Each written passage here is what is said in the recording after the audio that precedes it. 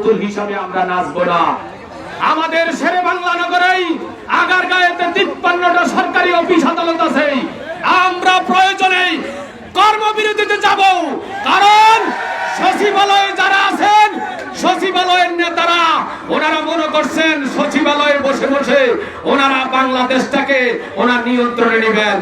আমরা ওনাদের কানে দিতে চাই, আপনাদের এই সমস্ত ষড়যন্ত্র এবং এই ধরনের কুচক্রান্ত আমরা কখনো মেনে নেব না। আমরা কর্মচারীরা ঐক্যবদ্ধ হয়ে এবং আজকে যে বাংলাদেশ সরকার আছে ডক্টর ইউনূস সাহেবকে আমরা জানিয়ে দিতে চাই, বাংলাদেশের মধ্যে যেই কর্মচারীরা আজকে বৈষম্যের শিকার হচ্ছে এটা অবিলম্বে আপনি সেটা সমাধানের চেষ্টা করুন।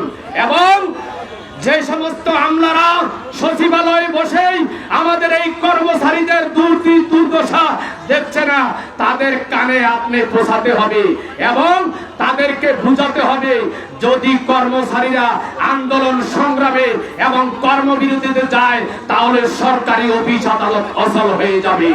এবং আমরা সেই সরকারি অফিস আদালত এখনো পর্যন্ত অচল করে দেই নাই, কারণ যারা পুলিশ প্রশাসন আছেন, নৌবাহিনীতে আছেন, বিমান বাহিনীতে আছেন, সবাই আমাদের প্রজাতন্ত্রের কর্মচারী।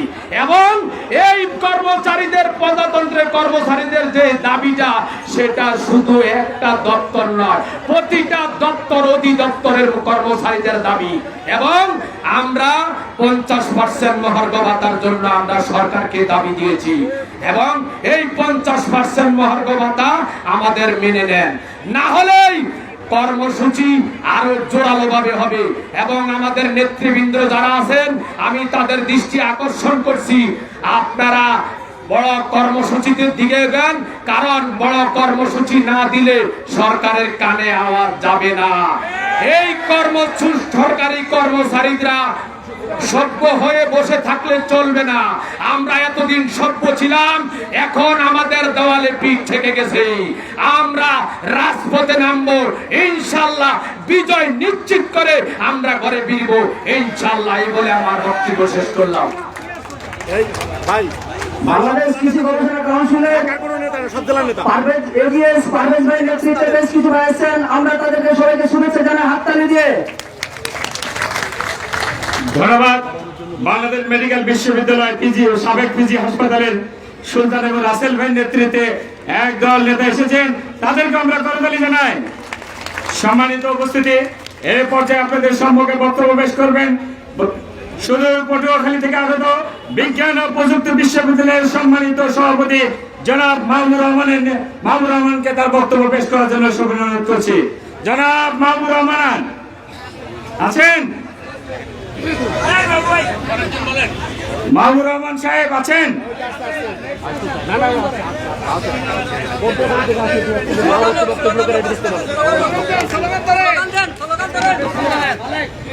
আমাদের দাবি, আমাদের দাবি, আমাদের দাবি, আমাদের দাবি, নবম পে স্কেল দিতে হবে, দিয়ে দাও।